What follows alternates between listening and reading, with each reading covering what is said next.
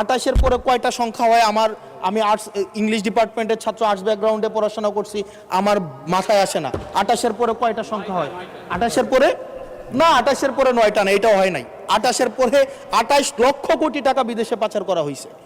এখন মাননীয় স্পিকার, যারা পাচার করেছে তারা সদর্পে এখন হচ্ছে মাননীয় স্পিকার গুলশান, বনানী, ধানমন্ডি এই দেশে এখন বুক ফুলিয়ে চলাফেরা করে। মাননীয় স্পিকার, আপনি একই সাথে বলছেন আপনি মাছ মুচমুচে করে ভাজবেন, আবার একই সাথে বলছেন আপনি তেলটা কম দিবেন। এই যে স্ববিরোধী অবস্থানটা, এইটা আমাদের সাধারণ মানুষের কাছে এটা স্পষ্ট হতে হবে। মাননীয় স্পিকার, আমরা এই সংসদে দেখেছি মাননীয় প্রধানমন্ত্রী নিত্য প্রয়োজনীয় দ্রব্যের দাম নিয়ন্ত্রণের যেই সুপারিশটি করেছেন এবং যেই বিষয়ে বলেছেন, এটির জন্য জনগণ বাহবা দিয়েছেন। আবার গত পরশুদিন মাননীয় অর্থমন্ত্রীকে আমরা দেখলাম আমাদের খুবই নিত্য প্রয়োজনীয় আমাদের কাপড়, রড, সিমেন্ট, তারপর হচ্ছে নিত্য প্রয়োজনীয় 16টি দ্রব্যের মধ্যে উনি ট্যাক্স বসানোর কথা বলেছেন। এখন মাননীয় স্পিকার, প্রশ্নটি হচ্ছে এই নিত্য প্রয়োজনীয় দ্রব্যটিতে যখন ট্যাক্স বসাবে, দিন শেষে বিক্রেতা কিন্তু এই ট্যাক্সের বোঝাটি আমাদের তৃণমূলের যে ক্রেতারা থাকবেন এই ক্রেতাদের থেকেই কিন্তু এই ট্যাক্সটি মাননীয় স্পিকার যাবে। সুতরাং যখন বলা হয়েছে নিত্য প্রয়োজনীয় দ্রব্যের দাম কমানো হবে, আবার বলা হচ্ছে ট্যাক্স বাড়ানো হবে, এটিও কিন্তু মাননীয় স্পিকার একটি সাংঘর্ষিক অবস্থায় রয়েছে।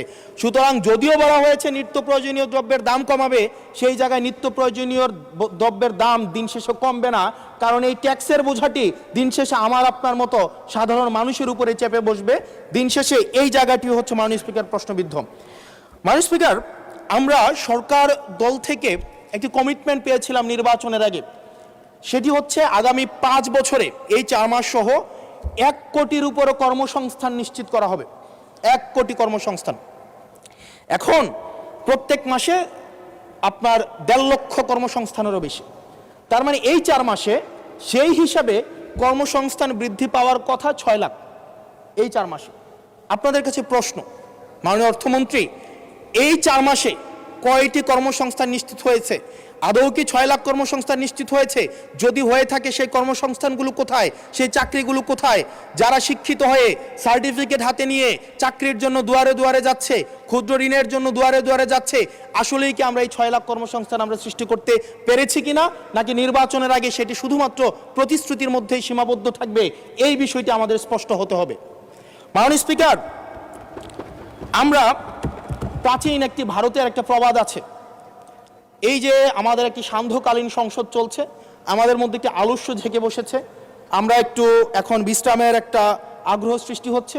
এরকম একটা বিশ্রামের সময়ে এক ভারতের প্রাচীন ভারতের একটা প্রবাদ আছে। সেই প্রবাদেও একজন বলেছিলেন যে ঋণং কৃতা ঘৃতং পিবেত যাবৎ জীবন সুখেং কিবত। অর্থাৎ ঋণ করে প্রয়োজনে ঘি খাও, তাইলেও সুখে থাকো। ঋণ করো, ঘি খাও, পরের ধনে পুদ্দারি করো, ঋণ করে ঘি খেয়ে জমিদারি করো, তাও ঋণ করো। আমার কাছে মনে হচ্ছে মাননীয় স্পিকার, এই প্রবাদটিকে সরকারি দলের কিছু সদস্য খুব সিরিয়াসলি নিয়েছেন, নিয়ে ওনারা ঋণ করো, ঘি খাও, তাও সুখে থাকো, এটাকে ওনারা এভাবে নিয়েছেন, ঋণ করো, ঋণ খেলাপি হও, তাও নির্বাচনে অংশগ্রহণ করো।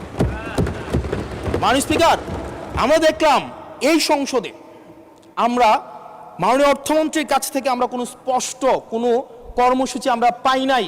কিভাবে ব্যাংকগুলোকে যেভাবে দলীয়করণ করা হয়েছে, ব্যাংকগুলোকে দীর্ঘ 17 বছর ধরে ব্যাংকের টাকা ঋণের নামে যেভাবে বিদেশে পাচার করা হয়েছে, সেই পাচারকৃত টাকাকে কিভাবে উদ্ধার করা হবে সেটার কিন্তু সুস্পষ্ট আমরা কোনো পলিসি পাই না। মাননীয় স্পিকার, আমরা গভর্নর সাহেবকে মাঝে মাঝে আমরা একটু আক্ষেপ প্রকাশ করতে দেখি, 4,80,000 কোটি টাকা বিদেশে পাচার হয়েছে, সেটাকে কিভাবে আনা যাবে সেটা নিয়ে আক্ষেপ প্রকাশ পর্যন্ত আমরা দেখি।